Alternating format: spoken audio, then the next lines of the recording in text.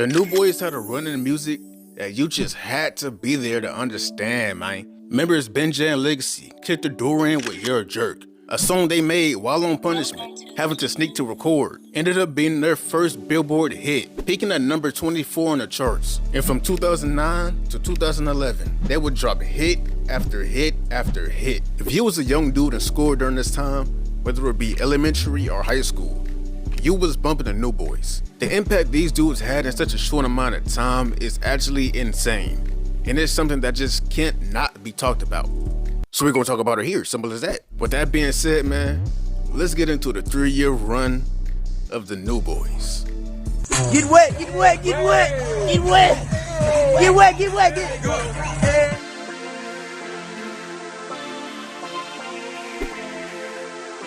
The New Boys started off 2009 with a bang. With the release of You're a Jerk, these once California high schoolers were now the leaders of the new school. Not only putting the jerk movement on the map, but also introducing a new style of fashion. Skinny jeans, snapbacks, and bright colored clothes. They was everywhere, man. From getting hit up to do interviews left and right, live shows, even getting to appear on 106 & Park.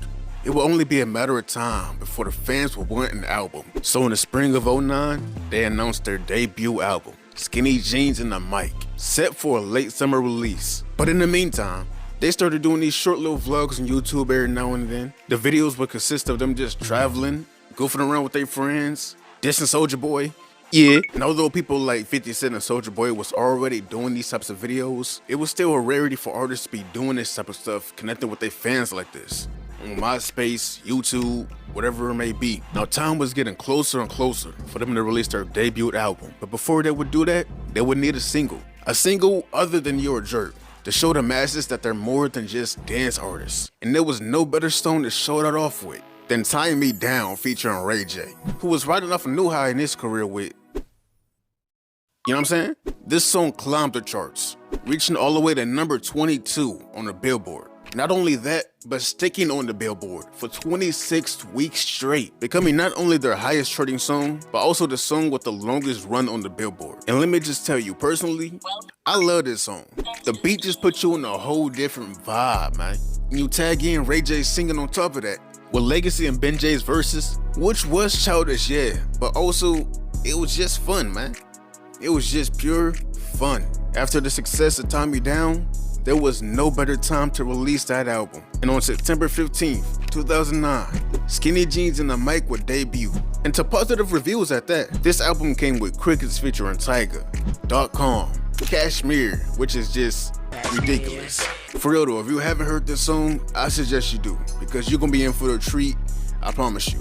The album peaked at number 56 on Billboard Top 200, and eventually going gold. And although gold is not a huge number, it was still enough to solidify the New Boys in hip-hop history, and to also have them slide into the next year with ease. And then some bad bitches knocked on my door, and I was like, hold on. So I told Christina Milian to hold on for a little bit, you know. Ain't that chick married? No, Christina Milian, I told her.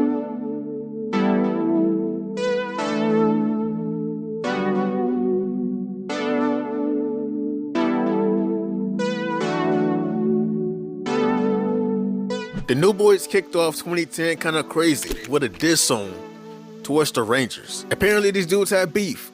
Who knew? I was young when all this swag era beef was going on, so I ain't had no clue about none of this. The Rangers, Soulja Boy, the Pack, this is news to me. I mean, they eventually squashed it towards the end though, so it's cool. Other than that, their first official song of the year came with Found My Swag by the Bangs. The Bangs being a group they already interacted with previously, with them appearing in the Tie Me Down music video. They were kinda on a feature run this year, because right after this, we got Call Me Dougie with Chris Brown. The Dougie being a new dance move at the time, and the New Boys being the New Boys, they're gonna make a song about it. But these 3 songs, along with them continuing their little vlog shenanigans, they were keeping their sound and their image relatively familiar to the audience. That is, until the New Boys would announce their new album, Too Cool to Care, in the middle of the summer. This album was said to be a bit of a deviation from their previous works, going for a more mature approach. Not only that, but also more of a variety in their sound. And the single they chose to best represent that change was Break My Bank featuring Ayaz.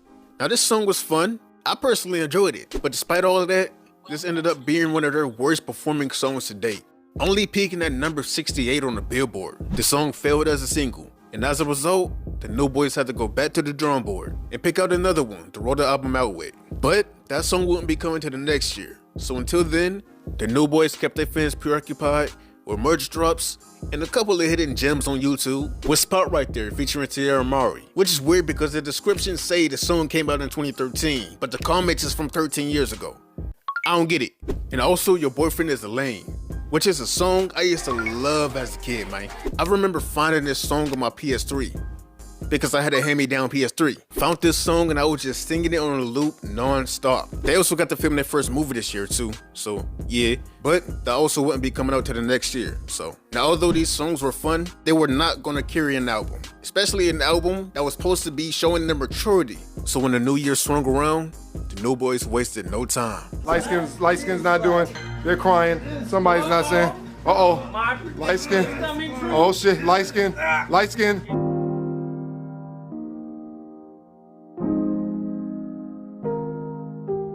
The new year was here, and the New Boyz was still doing their thing.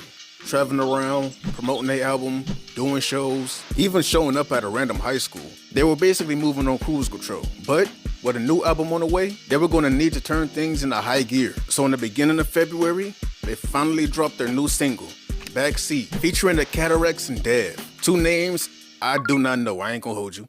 Unlike Break My Bank, this song did what it was supposed to do.